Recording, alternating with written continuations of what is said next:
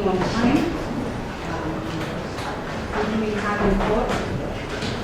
Civil Application 363 of 2018, Kenya Revenue Authority versus Prof Tom Ojienda and another.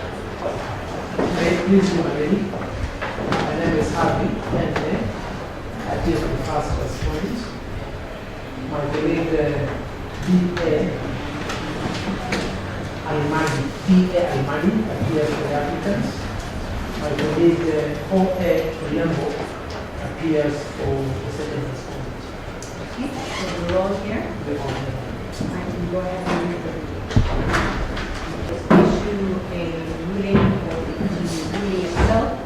I'm giving reasons on the 22nd, but I think we decided to put a little more elbow grease into the ruling and to give them the entire ruling this afternoon. That's in order. That was what kind of. Okay, so this is our ruling.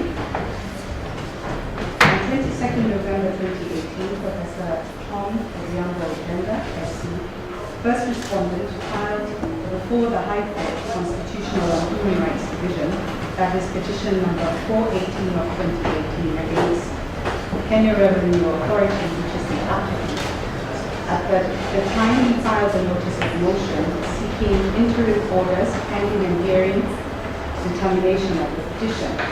That motion was heard by Okwani J, who issued the following orders on the 4th of December 2018. 1. A mandatory order compelling the first respondent, Kenya Revenue Authority, to issue the applicant, Professor Tom Ojienda, with a tax compliance certificate for the year 2018-2019 forthwith, pending the hearing and determination of the petition. 2. A mandatory order compelling the second respondent to accept the nomination of the petitioner applicant for the position of the Law Society of Kenya male representative to the Judicial Service Commission nominee and/or candidate for the forthcoming Law Society male representative election for 2019-2023 without a tax compliance certificate for the year 2018-2019 if the first respondent fails to comply within 3 days.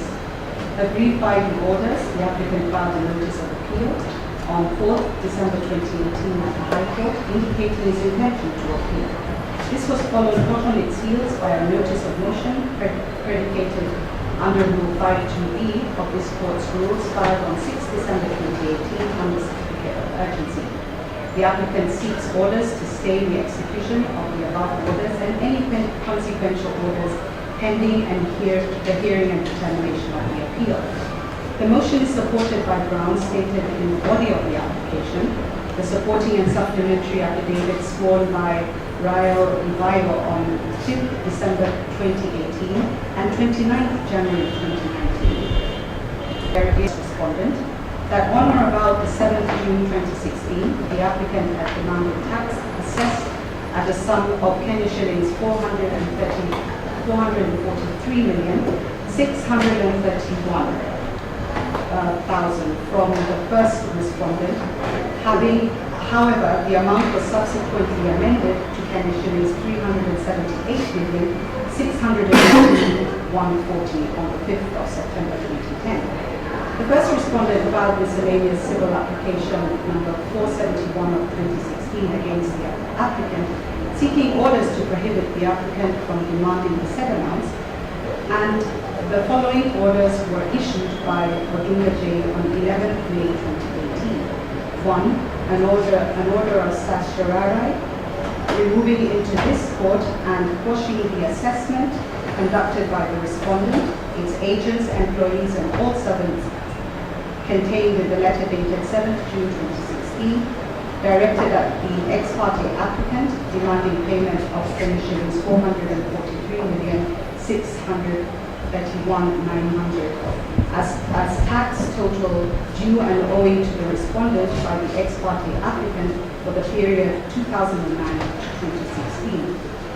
An order of certiorari removing to this court and quashing the decision of the respondent, its agents, employees, and servants contained in a letter dated 5th September 2016, 2016, referred to as the amended assessment, purported to be an objection decision directed at the ex parte applicant demanding the payment of penny shillings 378,682,140 as total tax due and owing to the respondent by the ex parte applicant for the period 2011 to 2016. An order prohibiting the respondent from demanding the payment of penny shillings 443,631,900 as total tax due and owing to the respondent by the ex parte applicant for the period 2009 to 2016 from demanding the payment of penny shillings 378,682,140 as total tax due to the respondent by the ex parte applicant for the period 2011 to 2016. As the issue of how much, if any, tax is due from the ex parte applicant to the respondent is still an issue at large, there shall be no order as to costs. The first respondent also filed another suit, the Nairobi Constitutional Petition number 377 of 2018, Professor Tom Ojienda versus KRA, and two others, where orders were issued on 2nd November 2018 by Chacha J, restraining the applicant from undertaking any tax investigations or questioning the first respondent of his tax affairs for the period 2009-2016. This is how the specific order read, and I quote, "A conservatory order be and is hereby granted prohibiting the respondents, their officials, agents, servants, employees, and anybody working under them from commencing any civil or criminal proceedings, arresting, summoning, questioning, threatening, or in any way harassing the petitioner, applicant with respect to any tax issues or questions for the period 2009 to 2016. That was the subject of miscellaneous application number 471 of 2016. Professor Tom Ojienda, trading as Tom Ojienda and Company Advocates, and is the subject of civil appeal number 285 of 2018, Kenya Revenue Authority versus Professor Tom Ojienda, trading as Professor Tom Ojienda and Company Advocates, or any other tax question for that period, that is 2009 and 2016-2018. During the plenary hearing of the application, Ms. Benyaga Learning Counsel for the first respondent submitted that in order for the applicant to comply with the orders of 4th December 2018 and issue the first respondent for the tax compliance certificate, it is imperative that the applicant to satisfy itself of the respondent's tax status by undertaking a tax compliance check. If the applicant did any check, it would amount to a violation of orders of the 2nd of November 2018 issued by Chacha J. If the applicant issues a tax compliance certificate without following the laid down procedure, it would be acting contrary to the law. Council also highlighted some specific issues to be raised in the intended appeal, that was on whether the ruling of 4th December 2018 had consequential orders in violation of Section 2 and Section 72(2) of the Tax Procedures Act and Article 27 of the Constitution of Kenya. Whether a tax compliance certificate is indicative of full compliance in respect of filing returns and payment of all tax dues, and not for a calendar period compliance. Whether by ordering the applicant to issue the tax compliance certificate, the court in essence performed the statutory mandate of the Revenue Administration. These are but some of the issues raised in the draft memorandum of appeal. On the appeal being rendered nugatory if the orders of 4th December 2018 are not stayed, counsel for the applicant submitted that the issuance of a tax compliance certificate to a taxpayer without following the due process and conditions laid down in sections 2 and 72(2) of the Tax Procedures Act not only violates the provisions of the law, but also sets a bad precedent to tax administration, defeats the very essence of granting a tax compliance certificate, and erodes public confidence.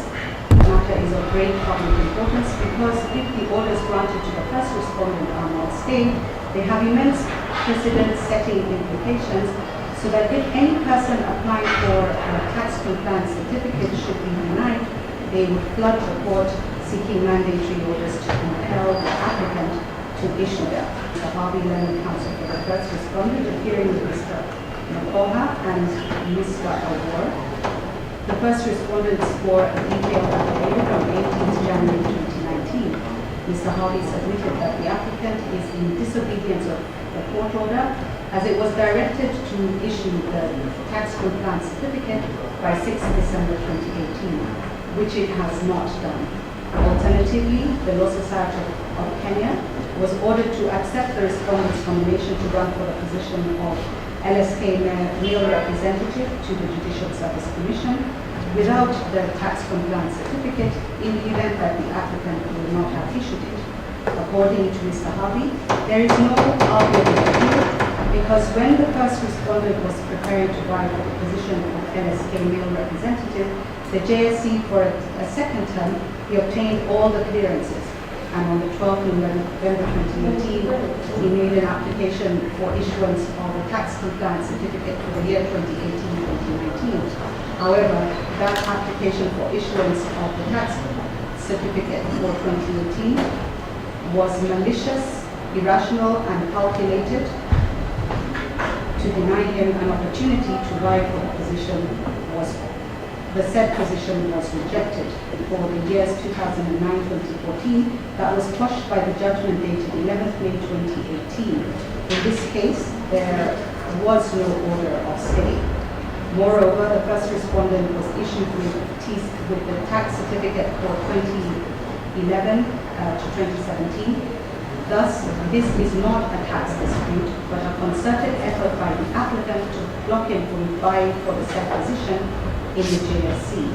Council went on to submit that there was no conflicting orders, but that the orders were complementary, in that the order of the 2nd November 2018 prohibited the applicant from questioning the first respondent on tax matters, and the one for 4th December 2018 ordered the applicant to issue a tax certificate. The applicant can issue a tax certificate as ordered and revoke it if need be, according to the provisions of section 72(3), which provides, and I quote, the Commissioner may revoke the tax compliance certificate issued under subsection 2 if the Commissioner finds that the person has failed to honor a demand for tax issued by the Commissioner or has violated the provisions of the tax law. Close quote. That is issued. The harm anticipated by the first respondent is immutable, as he will be stopped from running for office. Council urged us to dismiss the application. Mr. Benitez, Senior Counsel, with Mr. Olengo, appeared for the Law Society of Kenya, who were joined in the suit before the High Court by the applicant as an interested party. Although LSK had not sworn an affidavit because the dispute in this application and the intended appeal, in his view, are overtaxation, which is purely between the applicant and the first respondent, he stated that there were grave legal implications regarding the mandatory order issued against the LSK, requiring them to accept the nomination of the first applicant without compliance with the criteria set out. The tax certificate is just one requirement, and LSK cannot give one candidate differential treatment. All candidates must be vetted using the same criteria. The matter of vetting nominees to run for the office of Commissioner to JSC, that is charged with the responsibility of recruitment of judges, magistrates, and judicial staff, as well as their promotion and discipline, is a matter of great public importance. Vetting of the nominees is crucial, as the perception regarding the administration of justice in regard to several orders issued in favor of the first respondent to an ordinary Kenyan is that there is a category of people who obtain orders from the court according to their will. All these are arguably unjust. Mr. Minute urged us to grant the orders of stay so as to allow LSK a free hand to vet all the nominees using the same criteria.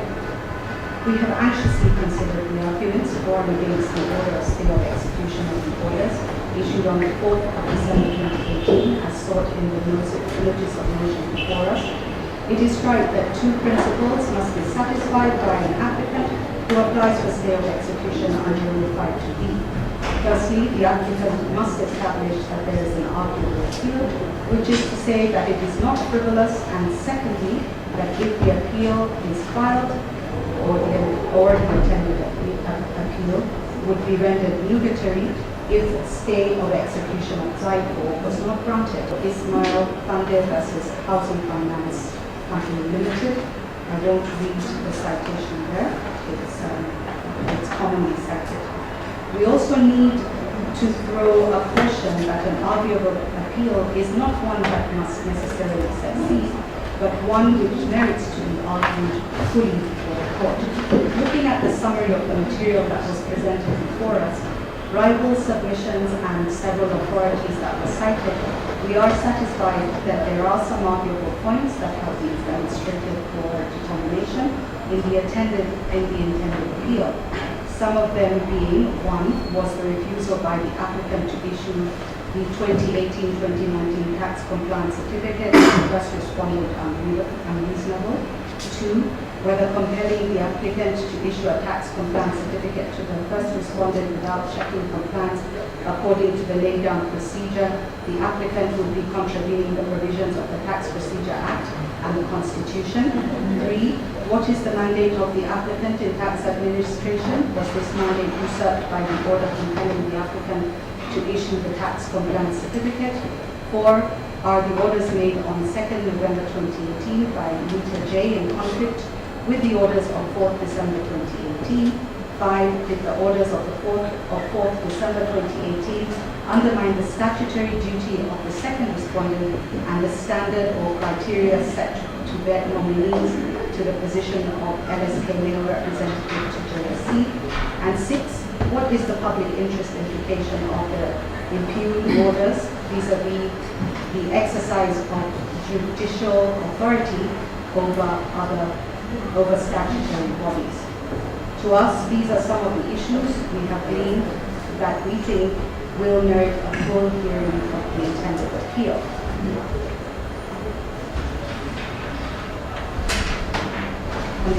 On the nugatory aspect, we are also satisfied that if the orders are not granted, the applicant will be compelled to issue a tax compliance certificate without it first being established whether it would be contrary to the laid down procedure required by law.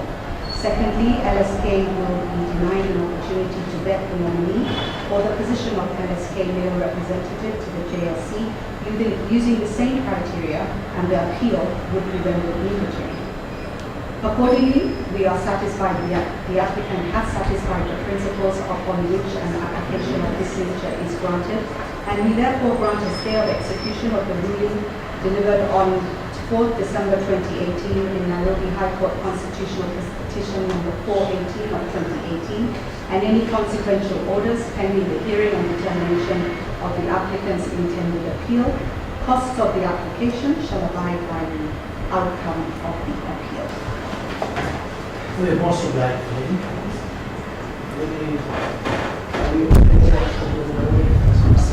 We'll get it as soon as we have left the court.